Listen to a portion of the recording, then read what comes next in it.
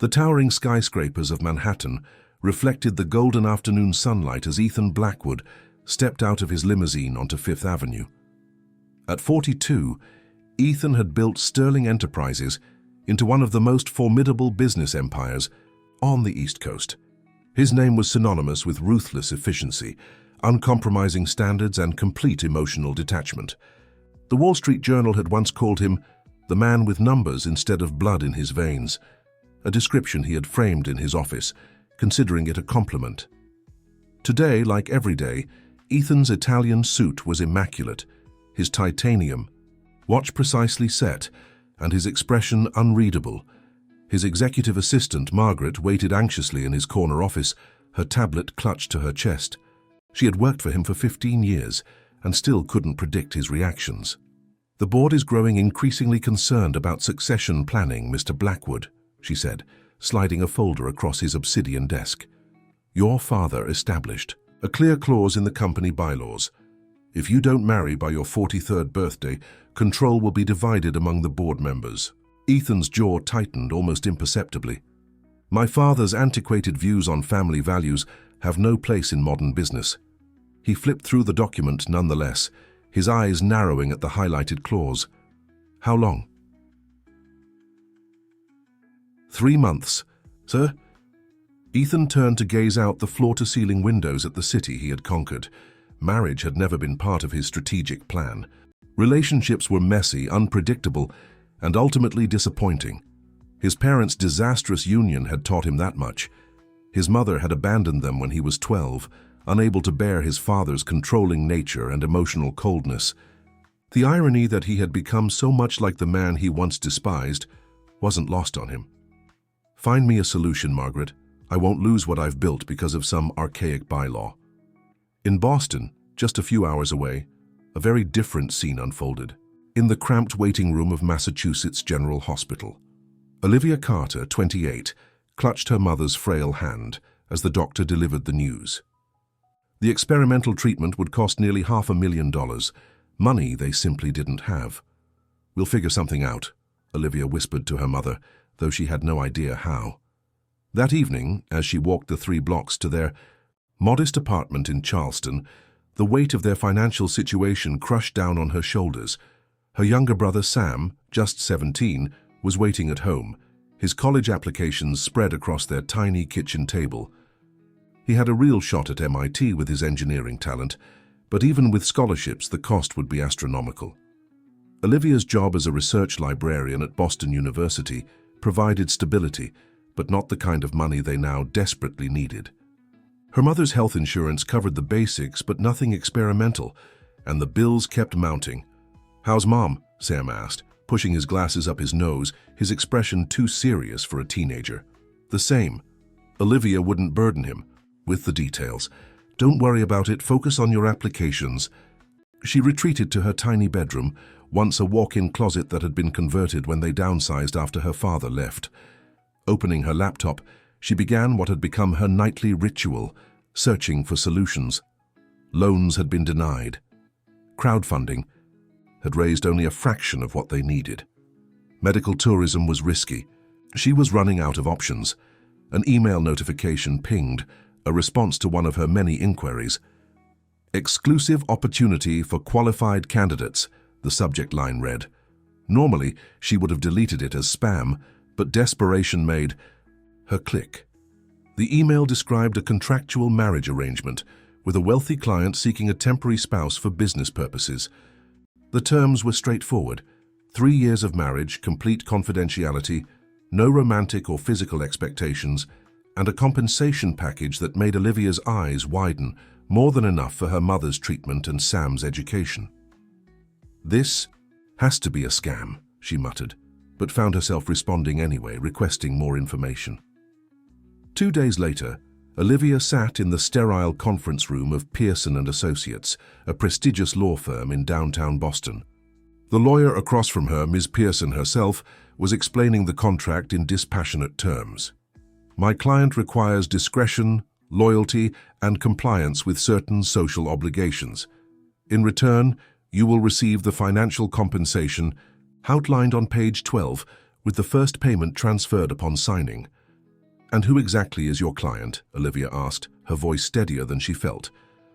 "Mr. Blackwood prefers that details be revealed only to serious candidates who have passed the preliminary screening." Olivia's research skills had already revealed enough about Ethan Blackwood to make her nervous. His reputation was formidable. Some called him brilliant, others tyrannical. None called him kind. "The contract stipulates no physical relationship," Olivia confirmed, her cheeks flushing despite her attempt at professionalism. "Mr. Blackwood has no interest in such arrangements. This is strictly business.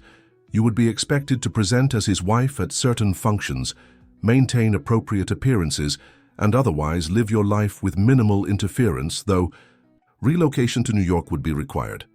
A week later, after a rigorous background check and a series of increasingly invasive interviews, Olivia found herself in Ethan Blackwood's office, 70 floors above Manhattan. He hadn't bothered to stand when she entered, continuing to review documents on his tablet. When he finally looked up, his steel-gray eyes assessed her with clinical detachment. "You understand what this arrangement entails?" "I believe so, Mr. Blackwood." "Ethan," he corrected, his tone making it clear this was a command, not a preference. "If we're to convince others this is legitimate, you should use my given name."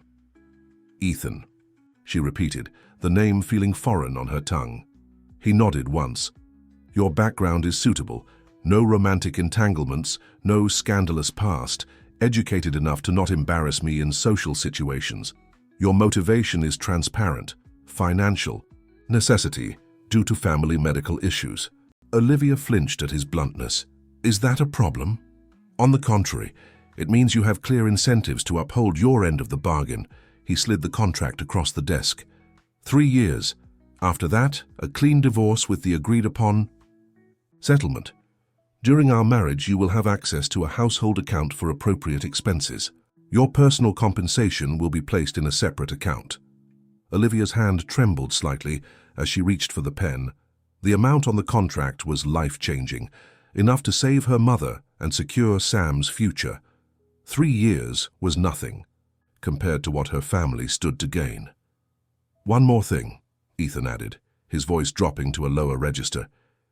"During our arrangement, I expect absolute loyalty and discretion. Whatever you see or hear stays between us. My private life remains private." As Olivia signed the contract, she had the distinct feeling she was making a deal with the devil, a devastatingly handsome, impossibly cold devil who was now watching her with an intensity that made her skin prickle. 2 weeks later, Olivia stood in the penthouse of Blackwood Tower, surrounded by minimalist luxury that made her feel completely out of place. The panoramic views of Central Park should have been breathtaking, but all she felt was a creeping sense of isolation. "Your closet has been stocked with appropriate attire," Ethan informed her, gesturing to a door. "My assistant selected items, based on your measurements. If anything doesn't fit, inform Margaret." "You had clothes purchased for me without any input on my preferences?" Olivia couldn't keep the edge from her voice. Ethan's expression didn't change. "You'll find they meet the standards expected of my wife. Your first public appearance will be the Sterling Foundation Gala this Saturday. I suggest you familiarize yourself with the company's recent philanthropic initiatives." With that, he turned and walked to his home office, closing the door firmly behind him. Olivia was left standing in the cavernous living room, surrounded by sleek furniture that looked like it had never been used. Later that night, as she lay in the guest bedroom that was now ostensibly hers, Ethan had made it clear they would maintain separate spaces, Olivia called her mother. "The apartment is beautiful, Mom," she lied, trying to infuse warmth into her description of the cold, sterile penthouse. "And Ethan, is very professional." "Oh, honey," her mother sighed, seeing through the facade even through the phone. "Are you sure about this? There are other ways." "There aren't," Olivia said firmly. "The first payment has already been transferred. Your treatment can start next week." After ending the call, Olivia opened the closet to find rows of designer clothes, all in muted colors, black, navy, gray, and white. Nothing bright, nothing personal. The message was clear. She was to be an accessory, coordinated to complement Ethan's world without disrupting it. With a surge of defiance, Olivia unpacked the one suitcase she had brought, placing her worn copy of Jane Eyre prominently on the nightstand and arranging a small collection of family photos on the dresser. If she was going to survive 3 years in this gilded cage, she would need to carve out some space that felt like hers. What she didn't know was that Ethan had paused outside her door, listening to her quiet movements. Something unfamiliar flickered across his face, not quite curiosity, not quite concern. Then, as quickly as it had appeared, the expression vanished, replaced by his customary mask of indifference as he continued down the hall to his own solitary room.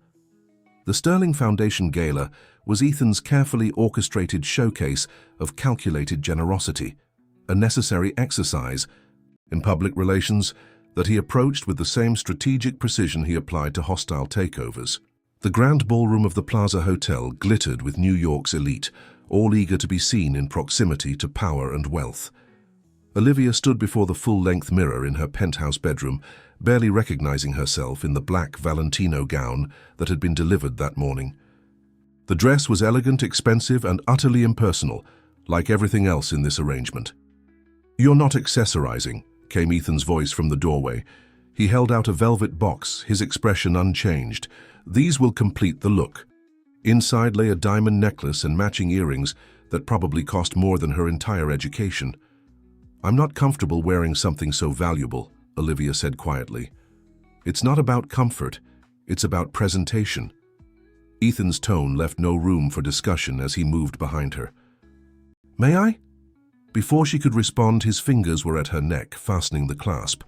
His touch was clinical, but Olivia couldn't help the shiver that ran down her spine at the proximity. For a brief moment, their eyes met in the mirror, a flash of something unreadable crossing his face before he stepped back. "The car will be ready in 10 minutes, he said, already turning to leave. "I brought something of my own to wear," Olivia called after him, finding her courage. From her drawer, she pulled out a simple silver bracelet, worn but well-loved, a gift from her father before he left. "It's important to me." Ethan paused, his back still to her. "As long as it doesn't detract from the overall impression." Then he was gone, his footsteps fading down the hallway. At the gala, Olivia quickly realized that her role was to be seen and not heard. Ethan introduced her with rehearsed charm, his hand resting possessively at the small of her back, only to subtly steer her away when conversations turned to business matters. "Your wife is lovely, Ethan," remarked Jonathan Pierce, a silver-haired board member with shrewd eyes. "Though I must say we were all surprised by the sudden marriage, not your usual methodical approach. Even I can recognize efficiency when I see it," Ethan replied smoothly, his grip on Olivia's waist tightening imperceptibly. "Sometimes the right opportunity presents itself at the perfect moment." Olivia smiled politely, though the description of herself as an opportunity rather than a person made her stomach turn. As the evening wore on, she found herself increasingly sidelined, relegated to nodding pleasantly while the men talked business and the wives discussed charity committees. During a momentary reprieve when Ethan was pulled into a discussion with investors, Olivia wandered to the balcony for fresh air. The night was cool, the city lights creating a twinkling carpet below. "First time at one of these functions?" came a friendly voice. A woman in her early 50s with kind eyes and a warm smile joined her at the railing. "Is it that obvious?" Olivia asked.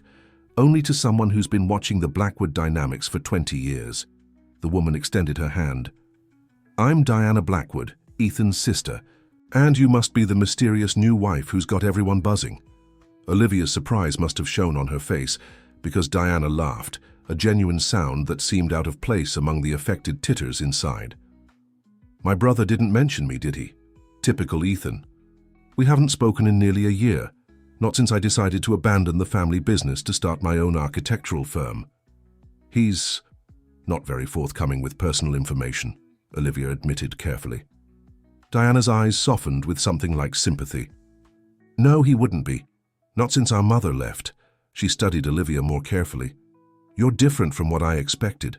There's something authentic about you, refreshing in these circles." Before Olivia could respond, Ethan's voice cut through the moment. "Diana, I wasn't aware you were in New York." The temperature seemed to drop 10 degrees with his arrival. Diana straightened, her smile becoming more guarded. "Just for the weekend. I have a project nearby." She turned to Olivia. "It was lovely meeting you. Perhaps we could have lunch sometime. I'd love to get to know the woman brave enough to marry my brother." With a pointed look at Ethan, Diana glided back into the party, leaving an uncomfortable silence in her wake. "I don't recall discussing my sister," Ethan said, his voice low and controlled. "You didn't," Olivia confirmed. "She introduced herself." "In the future, family matters are off limits for public discussion." He checked his watch. "We'll stay another hour. The car will be waiting at 11. As he turned to go, Olivia found herself asking, "Why didn't you tell me you had a sister?" Ethan paused, his profile etched against the city lights. "Because it wasn't relevant to our arrangement." Then, almost as an afterthought, "Diana chose her path, I chose mine. We have little to discuss." The coldness in his voice sent a chill through Olivia that had nothing to do with the evening breeze. The following weeks settled into a strange rhythm. Ethan was rarely home, leaving before dawn and returning late, if at all. Olivia spent her days in the cavernous penthouse, feeling like a ghost haunting someone else's life. The staff, a housekeeper, a cook, and a driver, were polite but distant, clearly loyal to their employer. Seeking some sense of purpose, Olivia began exploring the penthouse more thoroughly.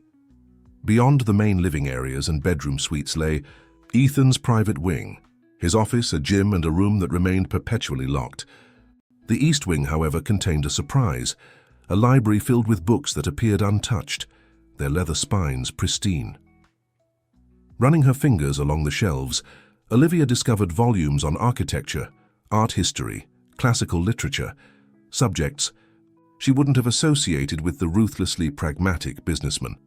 In one corner stood a grand piano, a thin layer of dust suggesting long disuse. Mrs. Blackwood, the housekeeper, Mrs. Chen, appeared in the doorway, her expression wary. "Mr. Blackwood doesn't usually, that is, this room isn't typically used. Is it off limits?" Olivia asked, already preparing for another boundary to be established. Mrs. Chen hesitated. Not explicitly, no, it was designed by the previous Mrs. Blackwood, Mr. Ethan's mother, before she left. Olivia's interest was immediately piqued. "Ethan's mother designed this room?" "Yes, she was quite the intellectual. Loved music, literature. Mr. Blackwood Sr. had it built for her as a wedding gift." Mrs. Chen's expression softened momentarily. After she was gone, Mr. Ethan ordered everything to remain untouched. Later that afternoon, Olivia returned with cleaning supplies. If this room was to be her sanctuary, it deserved better than to sit abandoned. She opened the heavy drapes, allowing sunlight to flood the space for perhaps the first time in decades. Dust motes danced in the golden beams as she began carefully cleaning each shelf, each book, each surface. At the piano, she paused, running her fingers lightly over the keys. The note that sounded was off-key from years of neglect. On impulse, she called a piano tuner, using the household account Ethan had established for appropriate expenses. By the end of the week, the library was transformed. The woodwork gleamed, the books were organized, and the piano sang with renewed life. Olivia spent hours there, reading or simply enjoying the piece. Sometimes she even played the simple tunes she remembered from childhood lessons. She was at the piano when Ethan unexpectedly returned early one evening. The piece was melancholy, something her father had taught her before he left. So absorbed was she in the music that she didn't notice Ethan standing in the doorway until she finished the last note. "I wasn't aware you played," he said, his voice startling her. Olivia turned, alarmed at being caught in what she now realized might be forbidden territory. "I hope you don't mind." Mrs. Chen said it wasn't explicitly off limits. Ethan stepped into the room, his eyes taking in the changes. The dust was gone, the furniture rearranged slightly, fresh flowers on the side table, small touches that had brought the space back to life. "You've been busy," he observed, his tone unreadable. "I needed something to do. The library seemed neglected." Ethan moved to one of the bookshelves, running his finger along the spines. My mother used to read to Diana and me here, mostly Diana. I preferred more practical pursuits. It was the first personal information he had volunteered since their arrangement began. Olivia remained silent, afraid that any comment might cause him to retreat behind his walls again. "The piece you were playing," he continued after a moment. "Bach? Chopin, actually. My father taught me before." She trailed off, unwilling to open that wound. Something shifted in Ethan's eyes, a flicker of recognition perhaps at the mention of parental abandonment. But just as quickly it was gone. "We have the Carmichael reception tomorrow evening, 7 o'clock. He straightened his already perfect tie. "I have calls to make." As he turned to leave, Olivia found her voice. "I ordered some garden books. I was thinking the terrace could use some color, flowers, maybe herbs. Would that be all right?" Ethan paused at the threshold. Without turning, he said, "The terrace is included in your domain. Do as you wish." Then he was gone, leaving Olivia to wonder if she had imagined the slight softening in his voice. The next morning she found a credit card on the kitchen counter with a note in Ethan's precise handwriting, "For household improvements, within reason." It wasn't warm, it wasn't personal, but it was acknowledgement, the first crack in the immaculate facade of their business arrangement. What Olivia didn't see was Ethan standing in the library doorway long after midnight, staring at the piano, with an expression that for once wasn't entirely controlled. Nor did she hear the single discordant note he struck before withdrawing his hand as if burned, retreating back to his solitary world where emotions were messy liabilities he couldn't afford. Spring arrived in Manhattan with a tentative warmth that mirrored the subtle shift in the Blackwood penthouse. The once sterile terrace was now dotted with terracotta pots of herbs, climbing roses beginning to scale the trellises, and planters of wildflowers that seemed rebelliously vibrant against the sleek glass and steel backdrop of the building. Olivia knelt in the soil, her hands buried in potting mix as she transplanted a delicate jasmine cutting. In the 3 months since her arrival, she had carved out small spaces of warmth in the cold penthouse, the revitalized library, this budding garden, and even her bedroom, now personalized with photographs, books, and small treasures from her previous life. "Mrs. Blackwood," the housekeeper appeared at the terrace door. "Mr. Blackwood's sister is here to see you." Olivia looked up in surprise, hastily wiping her hands on her gardening apron. She hadn't seen Diana since the gala, though they had exchanged a few friendly texts after Diana had somehow obtained her number. Diana swept onto the terrace like a fresh breeze, dressed in a casual elegance that Olivia still couldn't pull off, despite her designer wardrobe. "Look at what you've done with this space. When Ethan first bought this penthouse, I told him the terrace had such potential, but he dismissed it as ornamental real estate." Olivia smiled, genuinely pleased to see her. "It's still a work in progress, but it gives me something to nurture." Something, knowing flickered in Diana's eyes. Instead of a husband who treats emotions like a communicable disease. When Olivia didn't respond, Diana sighed. "I'm sorry, that was unfair. I just worry about you, trapped up here in my brother's mausoleum." "I'm not trapped," Olivia said automatically, though the words rang hollow even to her own ears. "It's a complex situation. It always is with Ethan." Diana moved to the railing, looking out over the city. "Has he told you anything about our mother?" Olivia shook her head. "Only that she left when you were young." "She didn't just leave. She escaped." Diana turned, her expression serious. "Our father was like Ethan is now, controlled, emotionally unavailable, viewing relationships as assets to be managed. He broke her spirit piece by piece until there was nothing left. One day, she simply couldn't bear it anymore." Olivia's heart constricted at the parallel to her own situation. "I'm sorry." The tragedy is that Ethan wasn't always like this. As a child, he was sensitive, artistic even, but after Mom left, our father molded him into his image, the perfect business heir. Emotions were weaknesses to be eliminated. Diana's voice softened with old grief.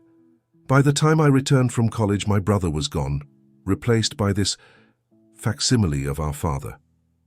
The conversation lingered in Olivia's mind long after Diana left.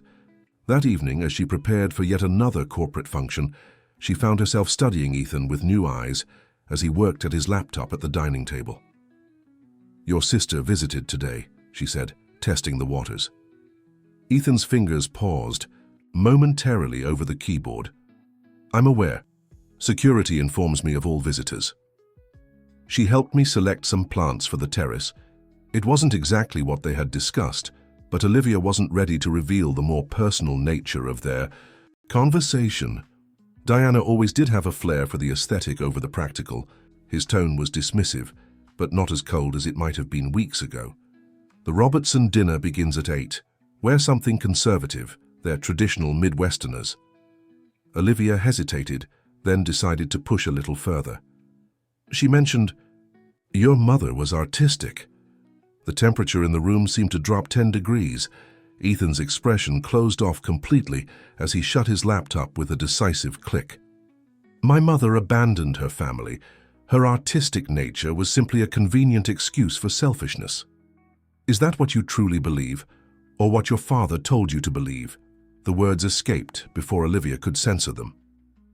Ethan stood abruptly, his eyes flashing with an emotion Olivia couldn't quite name. Anger, certainly, but something else beneath it, something raw and wounded. "My mother made her choice, as did my father, as did I, and as did you, when you signed our contract." His voice was controlled but tight. "I suggest you remember the terms of our arrangement, Olivia. Personal history is not included." He strode from the room, leaving Olivia with the uncomfortable realization that she had struck a nerve far more sensitive than she had anticipated. It was the most emotional reaction she had ever witnessed from him, a crack in the perfect facade that both alarmed and intrigued her. The Robertson dinner was excruciating. Ethan was coolly polite, but kept Olivia at a measured distance all evening, their earlier exchange hanging between them like an invisible wall. The drive home was silent, the tension palpable in the confined space of the limousine. As they entered the penthouse, Olivia could no longer bear the weight of the unspoken conflict. "I apologize for overstepping earlier," she said quietly. "Your family history is your own." Ethan paused in the act of removing his tie, his back to her. For a long moment he was silent, and Olivia thought he might simply walk away. Then, without turning, he spoke. "My mother left a note. 3 sentences. I can't breathe here anymore. This life is suffocating me. Please forgive me. I was 12, Diana was 16. His voice was flat, devoid of emotion, as if reciting facts from a business report. "My father burned the note, but not before I memorized it. He told me that day that this was what happened when you allowed emotions to guide your decisions. People got hurt. That lesson has served me well in business." The vulnerability of the disclosure, however clinically delivered, left Olivia speechless. Before she could formulate a response, Ethan continued toward his room, closing the door with a quiet finality that felt more isolating than any anger might have been. The following week brought a new tension to their carefully constructed routine. Ethan was rarely home, citing late meetings and business trips that Olivia suspected were at least partly designed to avoid further personal conversations. When they did occupy the same space, he was unfailingly polite, but more distant than ever. With Ethan absent, Olivia found herself drawn increasingly to the library, to the books that had once belonged to the first Mrs. Blackwood. One afternoon, while reorganizing a shelf of poetry, a slim leather journal fell from between 2 volumes, landing at her feet. The pages were filled with elegant handwriting, reflections, poems, and sketches that revealed a creative, passionate woman trapped in a world that valued appearances over authenticity. Olivia read with growing sadness the chronicle of a spirit slowly being crushed by expectation and emotional neglect. The final entry, dated just 3 days before the woman's departure, read, "I look at my son and see his father's ambition already taking root, strangling the gentle boy he once was. Diana resists, but Ethan, my sensitive, watchful child, is becoming what his father demands. I cannot bear to witness it, yet I cannot stop it. To stay would be to validate this path. Perhaps my leaving will shock him into seeing the emptiness of his father's world before it's too late. Olivia closed the journal, her heart heavy with the knowledge that the woman's desperate gamble had backfired terribly. Rather than rejecting his father's path, Ethan had embraced it completely, armor against the pain of abandonment.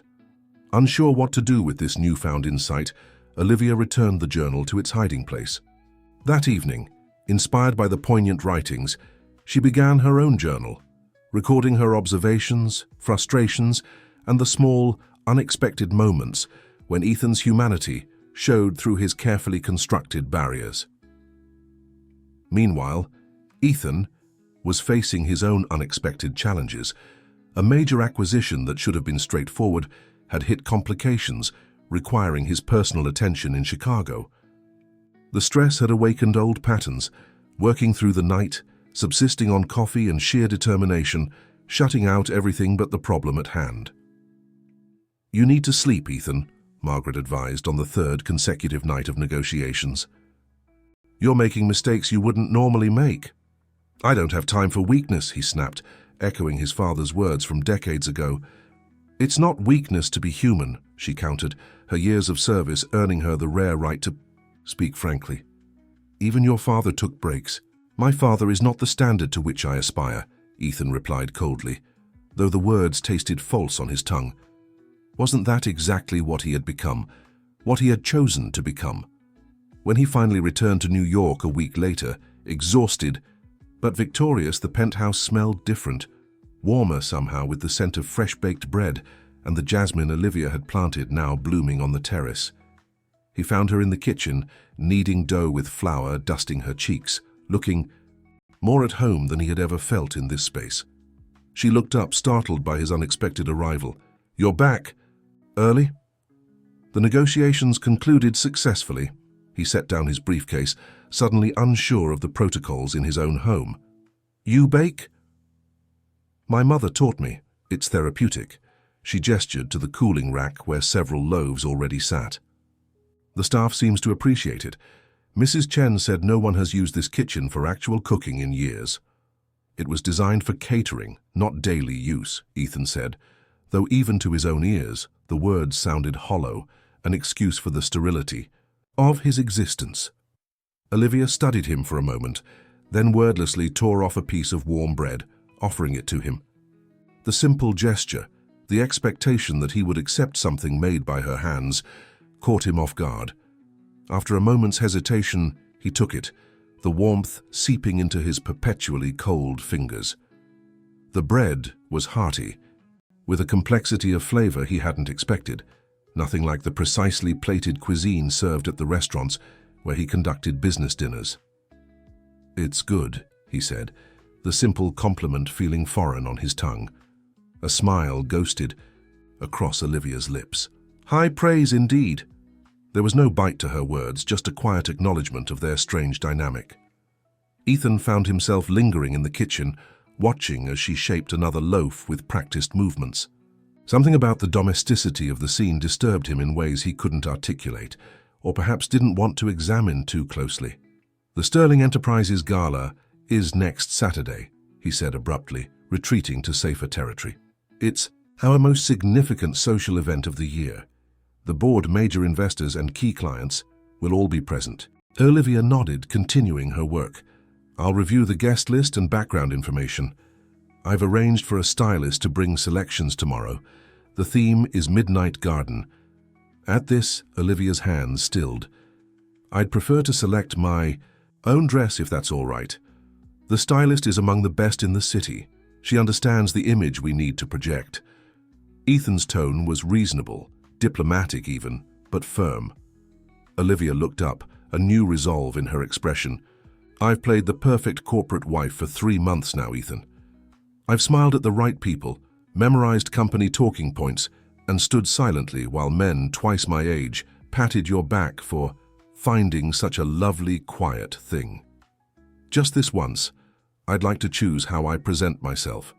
The quiet defiance in her voice was unexpected, as was the surge of something like respect that Ethan felt in response. He had selected her precisely because she seemed amenable, unlikely to cause complications.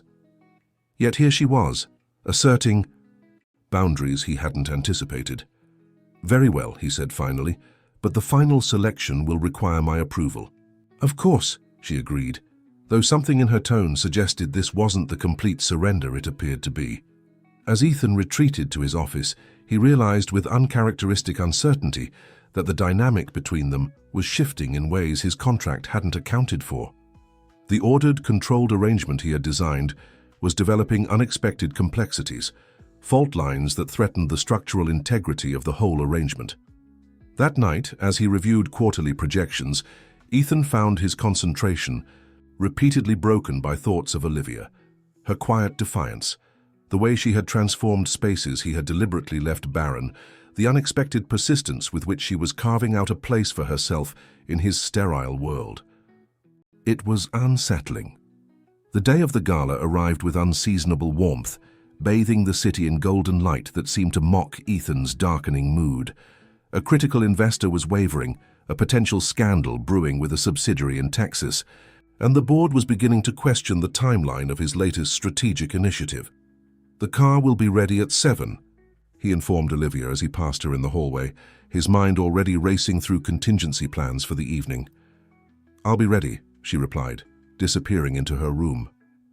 True to his methodical nature, Ethan was dressed precisely on schedule, in a tailored tuxedo that emphasized his commanding height and athletic build.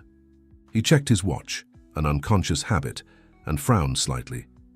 They needed to leave in 7 minutes to arrive at the optimal time, late enough to make an entrance, but not so late as to appear inconsiderate. He was about to knock on Olivia's door when it opened, and for the first time in his adult life, Ethan Blackwood found himself genuinely speechless. Olivia wore a gown of deep emerald green, a dramatic departure from the safe, neutral palette his stylist typically selected. The color accentuated the warm undertones of her skin and brought out flecks of gold in her hazel eyes. The design was elegant but bold, with an open back that revealed the graceful line of her spine. Her hair, usually pulled back in a conservative style, fell in loose waves around her shoulders, but it wasn't just the dress or the hair, it was the quiet confidence with which she wore them, as if she had decided that tonight she would no longer play the role of Ethan Blackwood's convenient acquisition. "You disapprove," she said, misinterpreting his silence. "No." The word came out rougher than he intended. Ethan cleared his throat. "The dress is appropriate." A flicker of something like disappointment crossed Olivia's face before she masked it. "High praise indeed," she echoed her words from the kitchen, though this time with a hint of irony. The Sterling Enterprises Gala was held in the grand ballroom of the Metropolitan Museum of Art, a venue Ethan had personally selected for its gravitas and cultural significance. As they entered, he was acutely aware of the attention Olivia drew, not the polite acknowledgement typically accorded to his business associates' wives, but genuine interest. "Ethan, you've been holding out on us," Charles Winthrop, a key investor, said with a knowing smile. "Your wife is not only beautiful but charming. She was just telling me about her work at the Boston University Library, fascinating research on information accessibility in underserved communities." Ethan's smile didn't falter, though internally he was surprised. Olivia had never mentioned this research to him. "She's full of surprises," he said smoothly, placing a hand at the small of her back in what appeared to outsiders as an affectionate gesture, but was in reality a subtle reminder of their arrangement. "Indeed," Olivia agreed, meeting his gaze with a challenge in her eyes, "though I find that people often reveal themselves if you take the time to truly listen." The undercurrent in her words wasn't lost on Ethan. As the evening progressed, he observed with increasing unease as Olivia charmed board members, engaged intelligently with industry leaders, and generally proved herself far more adept at navigating his world than he had anticipated. She wasn't playing the role of decorative accessory, but was instead establishing herself as a person of substance in her own right. The crisis came during dinner, when Franklin Robertson, the conservative Midwesterner whose company Ethan was courting for a merger, made a dismissive comment about, Women who think their careers are more important than family. Ethan tensed, preparing to smoothly redirect the conversation, but Olivia spoke first. "That's an interesting perspective, Mr. Robertson," she said, her voice pleasant, but with a steel underneath that Ethan immediately recognized as dangerous. "Though I've always found that the most successful families are those where each member is encouraged to pursue their full potential. Wouldn't you agree?" Robertson blinked, clearly not accustomed to being challenged by a corporate wife. "Well, there are natural roles." "Natural or traditional?" Olivia interrupted gently. "Because traditions evolve as we recognize the full value each person brings to the table. Your own company's recent initiative to increase women in leadership positions suggests you understand this evolution, which is one reason I imagine my husband sees such potential in a partnership with Robertson Industries." The table fell silent. Ethan held his breath, caught between anger at her disruption of his carefully orchestrated evening and reluctant admiration for the elegant way she had backed Robertson into a corner without appearing confrontational. After a moment, Robertson let out a surprised laugh. "She's got fire, Blackwood. Good. Too many yes men in business these days." He raised his glass to Olivia. "To evolution, then." Crisis averted, though not in the way Ethan would have managed it. As dinner concluded and guests moved to the dance floor, Ethan guided Olivia to a quiet alcove, his grip on her elbow firmer than necessary. "That was a risk," he said quietly, his voice controlled despite the anger simmering beneath. "It paid off," she countered. Robertson respected the challenge. Men like that don't want partners who are afraid to push back. "You're not my partner. You're my wife, on paper and for appearances only." The words came out harsher than he intended, sharp with the frustration of an evening where nothing had gone according to his meticulous plan. Hurt flashed across Olivia's face before her expression hardened. "You're right, I forgot my place. I'm just an acquisition, like one of your companies, an asset with a specific purpose." She stepped back from his touch. "If you'll excuse me, I need some air." Ethan watched her glide away, her emerald dress a flash of defiant color among the sea of black tuxedos and safe, understated gowns. Something uncomfortable twisted in his chest, an emotion he couldn't immediately categorize and therefore found deeply unsettling. He was still standing there when Diana approached, elegant in midnight blue, her expression knowing. "You look like a man watching his ship sail away." "Without him," she observed. "That makes no sense," Ethan replied tersely. "I'm not in the mood for your metaphors, Diana." "No, you never are. That was always Mother's department." Diana sipped her champagne, studying him over the rim. "Your wife is remarkable, you know. Nothing like the empty social climbers Father would have approved of. Nothing like what I expected you to choose." "It's a business arrangement," Ethan said automatically. Diana's laugh was soft but pointed. "Keep telling yourself that, little brother. But I saw your face when she walked into the room tonight. There was nothing businesslike about that expression." Before Ethan could respond, a commotion near the entrance caught their attention. Cameras flashed as a striking woman in a provocatively cut red dress made a dramatic entrance.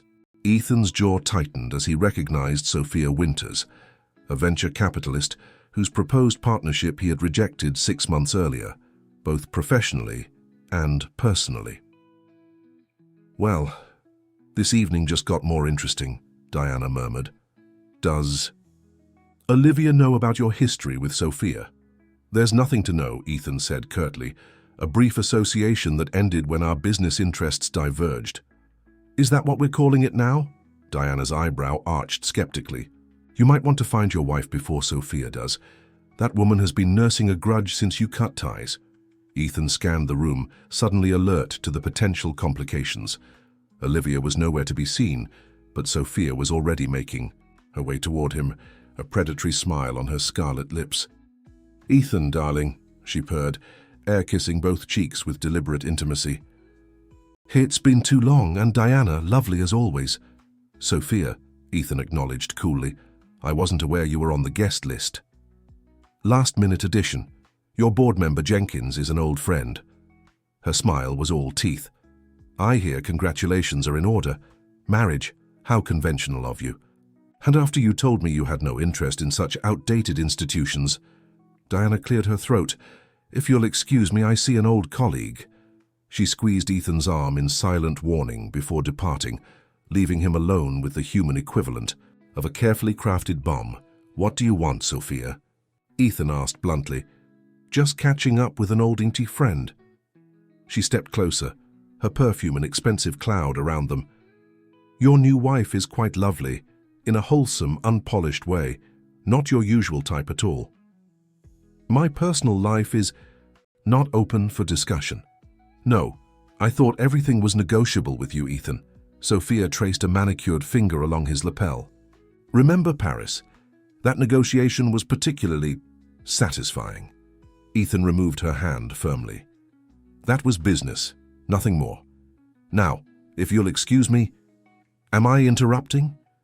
Olivia's voice, cool and composed, came from behind him. She slipped her arm through his with practiced ease, though Ethan could feel the tension in her touch. "I don't believe we've met. I'm Olivia Blackwood." Sophia's smile tightened. "Sophia Winters, venture capital. Your husband and I have history." "Professional history," Ethan clarified, disturbed by how important it suddenly seemed that Olivia understand the distinction. "Of course," Sophia agreed, though her tone suggested otherwise. "Well, I won't keep you from your guests. Lovely meeting you, Olivia. Ethan, always a pleasure." With a final, meaningful glance, she glided away, immediately attaching herself to a group of board members. Olivia's arm remained linked with his, but he could feel her withdrawing emotionally. "Professional history?" she echoed quietly. "A failed business negotiation, nothing more." Ethan found himself oddly desperate to explain, though their contract required no such accountability. "Sophia has a tendency to blur lines between business and personal matters. It's not my concern," Olivia said, her voice carefully neutral. "Your past relationships weren't included in our contract." The formal reminder of their arrangement stung in a way Ethan hadn't anticipated. Before he could respond, the orchestra began a waltz, and social obligation dictated that he lead his wife onto the dance floor. As they moved among the other couples, Ethan was acutely aware of Olivia in his arms, the subtle scent of jasmine from her garden, the warmth of her skin where his hand rested against her bare back, the careful distance she maintained even as the dance brought them physically close. "You're angry," he observed quietly. "I'm not anything," she replied, her eyes focused somewhere past his shoulder. "That would require an emotional investment our arrangement doesn't include." The echo of his own philosophy, delivered with such perfect composure, landed like a physical blow. For the first time, Ethan recognized the coldness of the boundaries he had so carefully constructed, not as protection but as a prison of his own making. The aftermath of the gala hung between Ethan and Olivia like a storm cloud, altering the atmosphere of the penthouse. They reverted to polite strangers, occupying the same space without truly engaging. Ethan buried himself in work, arriving home long after Olivia had retired, and leaving before she woke. When their paths did cross, conversation remained limited to necessary logistics, upcoming events, household matters, public appearances required by their arrangement. Despite the growing distance, Ethan found himself increasingly aware of the subtle ways Olivia's presence had changed his home. Fresh flowers appeared weekly in the common areas. The scent of home-cooked meals occasionally greeted him when he returned late. Books migrated from the library to various corners of the penthouse, evidence of her habit of reading wherever she found comfort. The terrace garden flourished with each passing week, transforming from a few tentative plants to a lush urban oasis. These changes unsettled him in ways he couldn't articulate. His meticulous control over his environment, a control that had previously extended to every aspect of his life, was slipping. One evening, returning earlier than usual, Ethan paused at the entrance to the living room. Olivia sat curled on the sofa, writing in a leather-bound journal by the soft glow of a single lamp. She hadn't heard him enter, and for a moment he simply observed her. The slight furrow of concentration between her brows, the way she occasionally tucked a strand of hair behind her ear, the quiet intensity with which she committed her thoughts to paper. What was she writing? About him, their arrangement, For reasons he couldn't explain, the idea that she was analyzing him, forming judgments and conclusions beyond his knowledge or influence, created an uncomfortable tightness in his chest. Working late. Olivia's voice startled him from his thoughts. She had closed the journal, watching him with guarded eyes. A meeting concluded early. Ethan stepped fully into the room, his posture automatically reverting to its usual rigid formality. "You're still up?" "Couldn't sleep." She tucked the journal beside her, a subtle but deliberate attempt to shield it from his notice. "How was your day?" The polite inquiry, so normal, so domestic, hit him with unexpected force. When had anyone last asked about his day without an ulterior motive? His own parents had never bothered with such mundane exchanges. "Productive," he answered automatically. Then, surprising himself, added, "We finalized the Robertson acquisition. Your intervention at the gala apparently made quite an impression." Hint of a smile touched Olivia's lips. "I'm glad it worked out." The conversation stalled, both of them caught in the strange limbo of their relationship. More than strangers, less than partners, bound by a contract that suddenly seemed woefully inadequate to define whatever was growing between them. "I'll be going to Boston this weekend," Olivia said after a moment. "To visit my mother and brother." Ethan frowned slightly. "I wasn't aware you had plans to leave the city." "The contract allows for family visits with appropriate notice." Her tone cooled. "I'm giving you notice." "Of course." Ethan found himself oddly disturbed by the reminder of the formal nature of their arrangement. "How is your mother's treatment progressing?" Surprise flickered across Olivia's face at the personal question. "Well, according to her doctors, the experimental therapy is showing positive results." She hesitated, then added quietly, "Thank you for making that possible." The gratitude in her voice made Ethan uncomfortably aware of the transactional foundation of their relationship. He had purchased her presence in his life, her compliance with his needs. It had seemed so straightforward when the contract was signed, a mutually beneficial exchange of resources. Now it felt hollow in ways he hadn't anticipated. "Safe travels," he said finally, retreating to the familiar territory of polite distance. "Let Margaret know if you need the jet." As he turned to leave, Olivia's voice stopped him. "Ethan." When he looked back, she was watching him with an expression he couldn't quite decipher. What happened with Sophia Winters? Really? The question caught him off guard. According to their agreement, his past was his own business, as was hers, yet he found himself answering.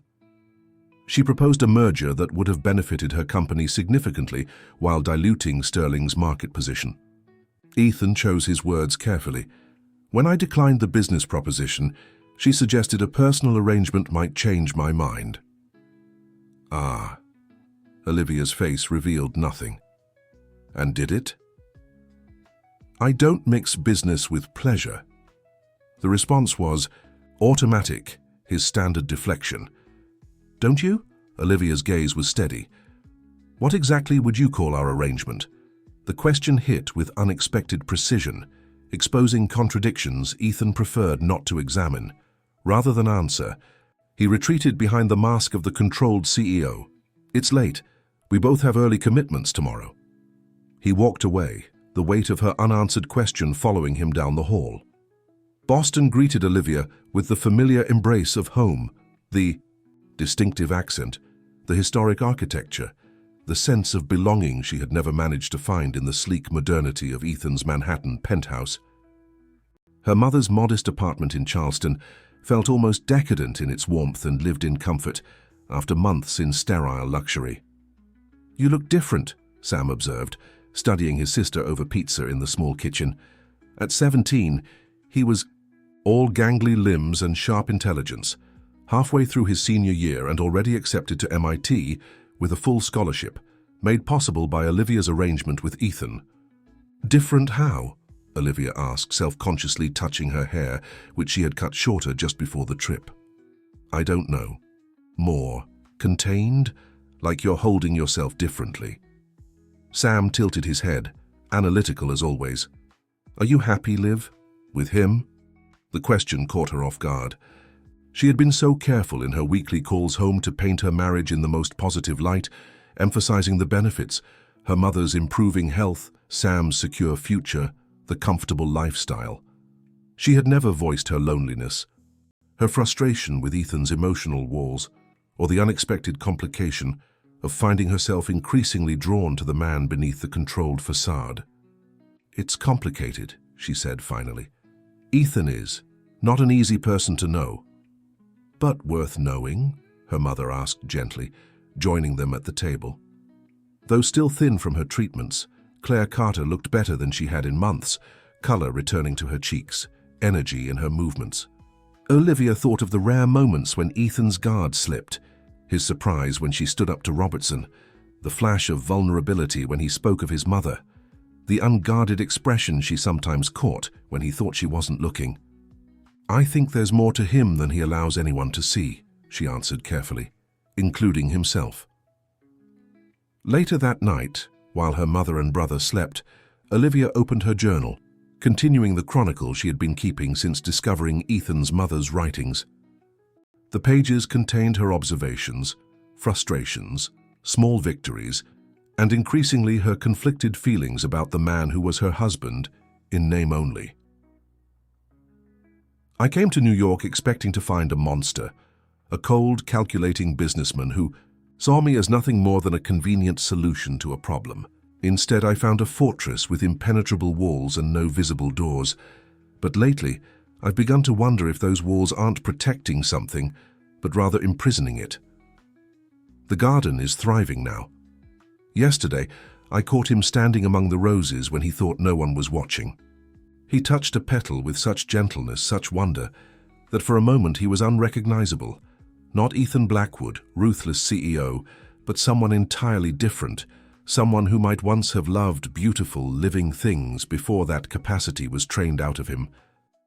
I shouldn't care. This is business, not a rehabilitation project. In less than 3 years, I'll walk away with the financial security my family needs, and he'll return to his controlled existence. Caring only complicates things. And yet, she closed the journal without finishing the thought, unable to commit to paper the uncomfortable truth that was becoming increasingly difficult to deny. She was falling for a man who had made it explicitly clear that emotions had no place in their arrangement. In New York, Ethan found himself restless in Olivia's absence. The penthouse felt unnaturally quiet, the spaces she had enlivened now conspicuous in their emptiness. He wandered onto the terrace, the evening air cool against his skin as he moved among the plants she had so carefully nurtured. His phone buzzed with a text from Diana. "Dinner tomorrow?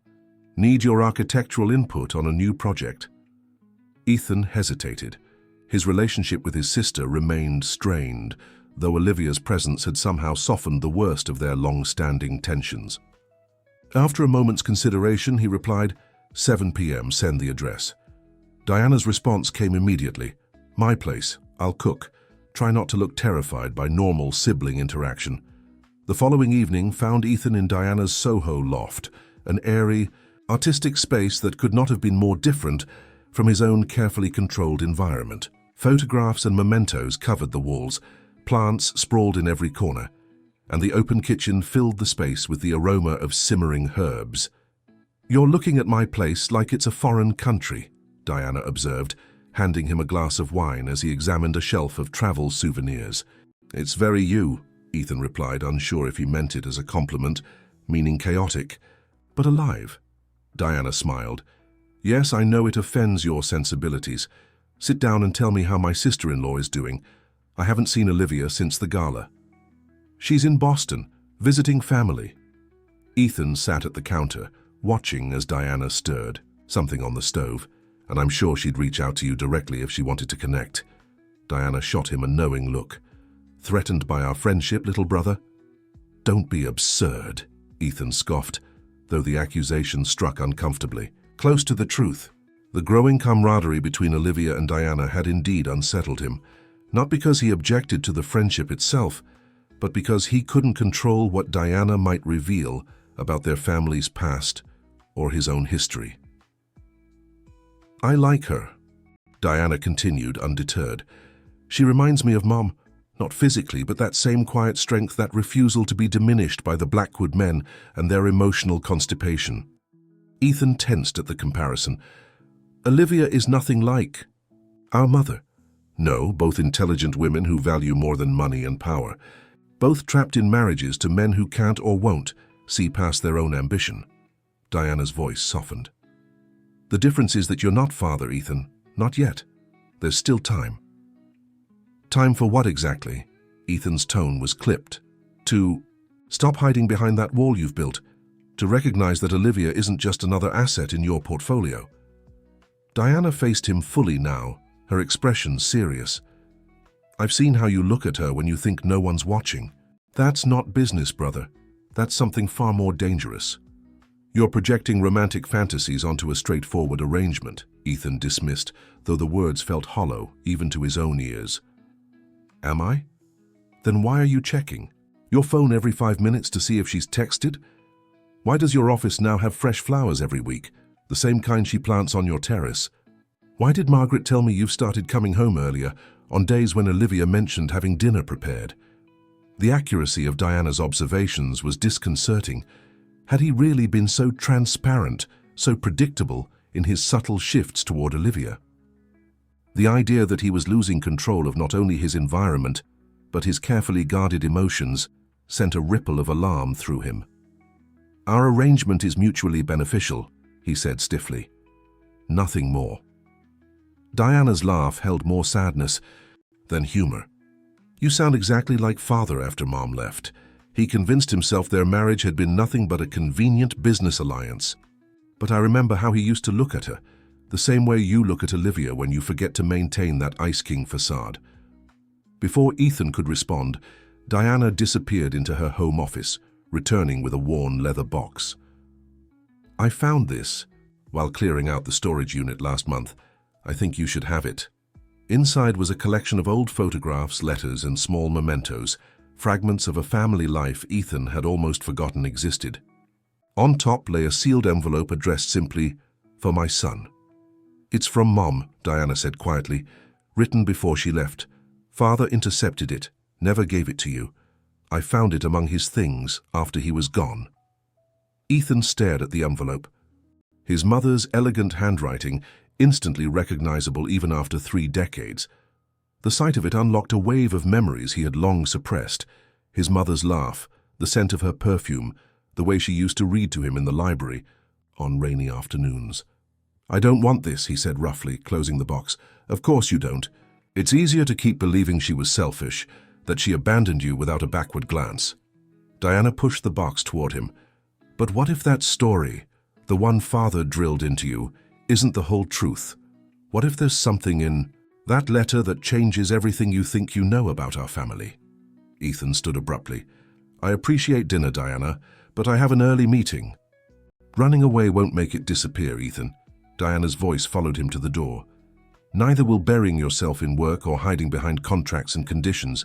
Eventually, you'll have to face what you're really afraid of. Prelumt. Without responding, the leather box tucked under his arm despite his instinct to leave it behind. Back at the penthouse, Ethan poured himself a scotch and stood at the windows, looking out at the city lights without really seeing them. Diana's words echoed in his mind, mixing uncomfortably with his own growing awareness of how Olivia had begun to infiltrate the carefully constructed fortress of his life. Eventually, his gaze fell on Olivia's journal, left on the side table, where she had been writing before her trip. The leather-bound book lay innocently in the lamplight, its pages potentially filled with insights into her thoughts, her feelings, about him, about their arrangement, about the strange, undefined territory they are now occupied. For a man accustomed to having complete information before making any decision, the temptation was nearly overwhelming. One quick look would give him the advantage, help him recalibrate and regain control of a situation that felt increasingly unpredictable. His hand hovered over the journal, moral considerations warring with pragmatic self-interest. Before he could decide, his phone chimed with a text from Olivia, arriving tomorrow afternoon instead of evening. Sam has a college interview. See you at dinner. The message was casual, ordinary, yet it triggered a rush of anticipation that caught Ethan completely off guard. He found himself typing, "I'll be home by 6," before he could analyze the implications of rearranging his schedule.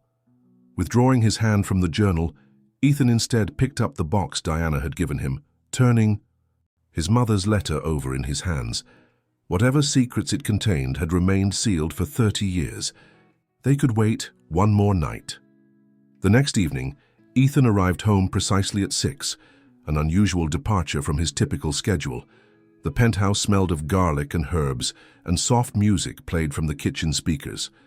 Olivia looked up from the stove as he entered, her expression guarded but not unwelcoming. "You're exactly on time," she observed, a hint of surprise in her voice. "I said I would be." Ethan set down his briefcase, oddly uncertain of the protocols for this moment. Should he ask about her trip, comment on the food, acknowledge the strange tension that had been building between them before her departure? Olivia solved the dilemma by handing him a glass of wine. "Mom sent her thanks. The new treatment is working better than the doctors expected." "That's good news." Ethan accepted the glass, their fingers brushing momentarily in the exchange. "And your brother?" "Sam's thriving. The MIT interview went well." A genuine smile lit her features. "He asked about you, actually. Apparently he's been following Sterling's sustainable energy initiatives for a school project." The idea that her family discussed him, thought of him as a real presence in Olivia's life, rather than the business arrangement he actually was, created an unexpected warmth in Ethan's chest. He's interested in renewable technology. Engineering in general, but yes, particularly clean energy applications. Olivia turned back to the stove, stirring something that smelled mouth-wateringly complex. "He's brilliant, but can't afford the kind of internships that would really launch his career." The hint was subtle but clear. Ethan found himself saying, "Sterling has a summer program for promising engineering students. The application deadline has passed, but exceptions can be made." Olivia looked up in surprise. "You do that for Sam?" "It would be merit-based," Ethan clarified quickly. "If he's as talented as you suggest, the company would benefit from his contributions." "Thank you." The simple gratitude in her voice made Ethan uncomfortable, a reminder of the fundamental imbalance in their relationship. He was in a position to grant such favors with minimal effort. She had been forced to marry a stranger to secure her family's welfare. Dinner progressed with unexpected ease, their conversation flowing more naturally than ever before. Olivia shared stories from her trip, and Ethan found himself genuinely engaged, asking questions about her mother's progress, her brother's aspirations, the Boston neighborhood where she had grown up. "You never talk about your childhood," Olivia observed as they moved to the living room with glasses of wine. "Diana has shared some, but mostly about your parents." Ethan tensed automatically at the personal inquiry, his instinct to deflect nearly overwhelming. But something, perhaps the warmth of the evening, perhaps Diana's words, still echoing in his mind, made him pause. "There isn't much to tell," he said finally. "My father believed in preparation for the business world above all else. Summers were spent interning at various divisions of Sterling rather than at camps or with friends. Weekends were for additional tutoring in finance, economics, languages, so useful for international negotiations." "That sounds intense for a child," Olivia said carefully. "It was effective." Ethan's tone was neutral, factual. "By the time I took over Sterling at 28, I had worked in every department, understood every aspect of the business, at the cost of your childhood." The quiet observation hung between them, uncomfortably accurate. No one, not even Diana, had ever stated it quite so directly. "We all make sacrifices for success," Ethan said, his voice harder than he intended. "Do we? Or are some sacrifices made for us before we're old enough to understand the cost?" Olivia curled deeper into the sofa corner, watching him with perceptive eyes. "Your father shaped you into his image of success.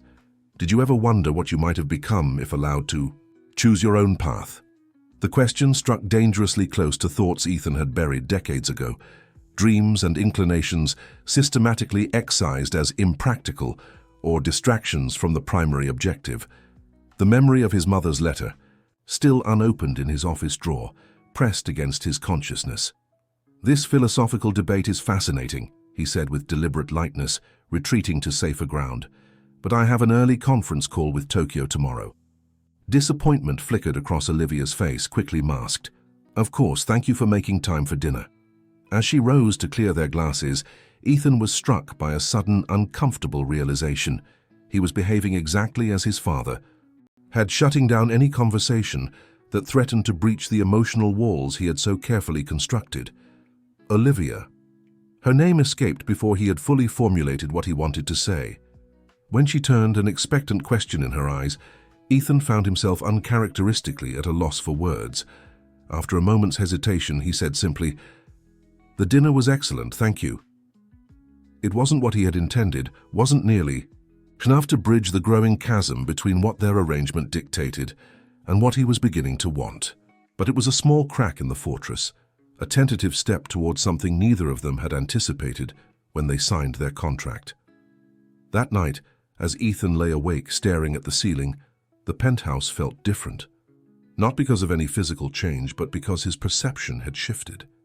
For the first time, he allowed himself to acknowledge the uncomfortable truth.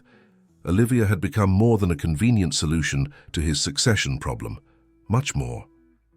And that realization terrified him more than any business crisis ever had. For a week, Ethan kept his mother's letter unopened in his desk drawer. Each night he would take it out, tracing the elegant handwriting with his fingertips before returning it to its hiding place. Meanwhile, his relationship with Olivia had subtly evolved.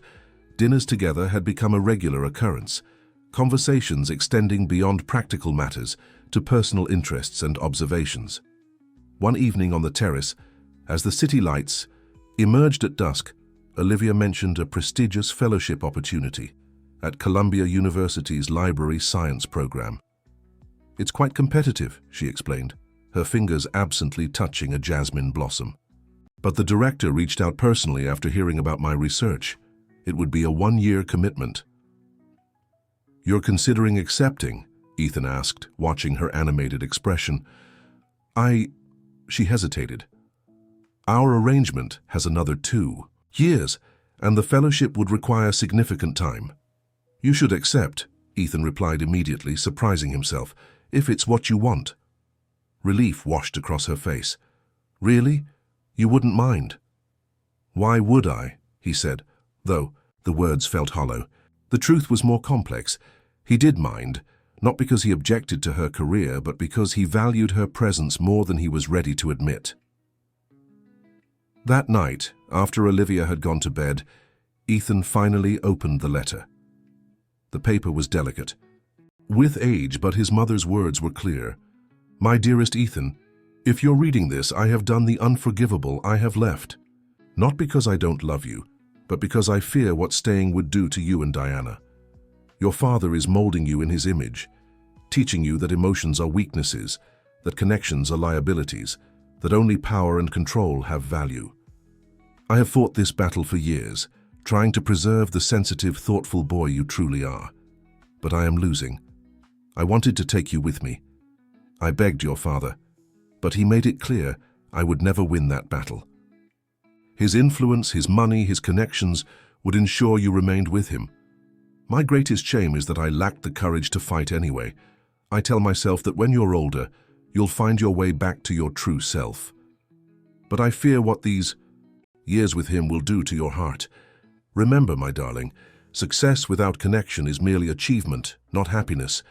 Power without compassion is simply control, not strength. And a life without love, real, messy, complicated love, is no life at all. I will never stop loving you. I will never stop hoping you'll understand. And I will never stop praying you find someone who helps you remember who you really are beneath the armor your father will forge around your heart. All my love. Always, Mom." Ethan sat motionless as everything he believed about his childhood, about his mother's abandonment, his father's guidance, his own chosen path, crumbled. His mother hadn't left because she didn't love him. She had left because she loved him too much to watch what his father was doing to him. He thought of his life now, the empire he had built, the respect he commanded, the perfect, controlled existence, and the emptiness at its center that no achievement had ever filled. Until Olivia. In just 6 months, she had begun to thaw the emotional wasteland his life had become. With her quiet determination and refusal to be diminished, she had shown him glimpses of the person he might have been, might still become, and he had reduced her to a clause in a contract. Morning found him waiting at the dining table when Olivia emerged, dressed for her meeting at Columbia. "Ethan?" Concern crossed her face. "Is everything all right?" "No," he answered honestly. "It hasn't been for a very long time. Would you sit with me?" When she joined him, he placed the letter on the table. "My sister gave me this, from my mother, written the day she left. I've spent 30 years believing a story about her abandonment that wasn't true." Olivia read the letter, her expression softening with each paragraph. "She loved you," she said simply.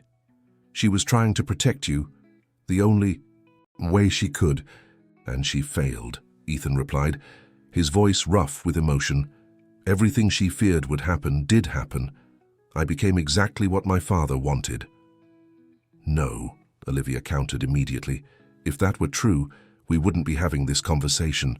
You wouldn't have kept her library, wouldn't have been affected by her letter, wouldn't care that you've been living someone else's idea of success." Her perception was startling. "How do you know me better after 6 months than I know myself after 42 years? "Because I've been watching you," she said softly. "Not just the CEO, but the man who touches the roses when he thinks no one fair's looking. The man who secured my brother's scholarship without taking credit. The man who really listens when I talk about my research." "I don't know how to be anything else," he admitted. "This version of myself is all I've known for so long." "No one's asking you to become someone else overnight," Olivia said gently. "Just stop fighting so hard against the person you already are beneath the armor." After a long silence, Ethan spoke the truth he had been avoiding. "Our arrangement isn't working." Olivia tensed visibly. "If you'd prefer to end our contract early—" "No," he interrupted, taking her hand. "The arrangement isn't working because it's insufficient for what's happening between us. At least for what's happening for me." "What are you saying, Ethan?" "Somewhere between your garden and your challenge to Robertson and 1,000 other moments, you've become essential to me. Not as a contractual wife, but as Olivia, just Olivia." She studied his face, searching for any sign of calculation. "I don't know if I can trust this. We built this on transaction, not truth." "I know," he acknowledged, "and I haven't earned your trust yet, but I want to, if you'll give me the chance." "What exactly are you proposing?" "That we start over," Ethan said carefully. "Not as CEO and contractual wife, but as Ethan and Olivia, real people with real choices. Your fellowship, my company, our individual lives all continuing, but alongside something new we build together. And if it doesn't work? If you decide emotions are too messy after all? Then you'll still have everything guaranteed in our original contract, plus whatever additional security you need," he promised. "But I don't think that will happen." "Why not?" "Because I've spent 30 years trying to fill a void with achievements and power. None of it worked. But these past 6 months with you have felt more real, more meaningful than all those decades combined." He hesitated, then added with painful honesty, "I'm terrified, Olivia, of feeling this much, of wanting this much. But I'm more afraid of returning to the empty existence I had before you." Tears gathered in her eyes. "I never meant for this to happen. I came here for my family, for security. Falling in love with you wasn't part of the plan." The word love hung between them. "Electric with possibility. Is that what this is?" he asked uncertainly. "I don't think you're ready for that word yet," she smiled through her tears. "But yes, for me, that's what it became. Somewhere between the garden and watching you gradually let down your walls. I want to learn how to say it back and mean it," Ethan said. "How to feel it without being afraid. Will you teach me?" Instead of answering, Olivia withdrew their marriage contract from her bag. With deliberate movements, she tore it down the middle, then again reducing it to confetti. "I'm not staying because of this," she said quietly. "And not for security or money or any of my original reasons." "Why then?" "Because beneath all that armor there's a man worth knowing, worth loving eventually. I've caught glimpses of him and I'd like to meet him properly." She took his hand. "But this time, we do it right. Equal partners, real choices, no hiding behind contracts." For the first time in his adult life, Ethan felt something like peace, not the controlled emptiness he had mistaken for serenity, but a genuine quieting of the restless drive that had pushed him forward without ever letting him truly arrive anywhere. "I'd like that," he said simply, his fingers intertwining with hers. 1 year after their contract signing, Ethan and Olivia stood on their terrace, surrounded by the garden they had created together. The Manhattan sunset painted the sky in gold and rose as Ethan handed Olivia a small wooden box. "Happy anniversary," he said. "Not the traditional paper gift, I'm afraid." "We've had enough paper between us," she replied, opening the box to find a silver key. "The key to my mother's lake house in the Berkshires," Ethan explained. "I've had it restored. Diana helped using old photographs and her memories." He hesitated. "It was the one place my mother was truly happy. I thought we could make new memories there, together." "It's perfect," she whispered, touching his face, gently. "Thank you for sharing her with me." "Thank you for helping me find my way back to her," he replied, "to myself."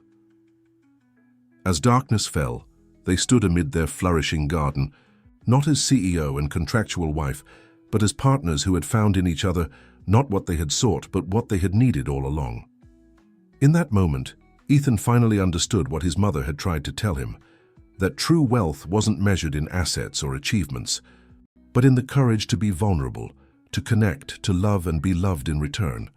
And standing there with Olivia, among the flowers they had planted together, Ethan Blackwood, once Wall Street's most notorious ice king, finally felt truly, completely rich. Fin de historia. Dear readers, we hope you've been captivated by Ethan and Olivia's emotional journey from a cold contract to genuine love. Their story reminds us that walls built around our hearts can be breached by patience, understanding, and the courage to be vulnerable. For more captivating emotional journeys, we've prepared a special playlist of equally moving stories. Find it by clicking to your left. If you enjoyed this story, don't forget to subscribe to our channel and like this video. Every day we bring unique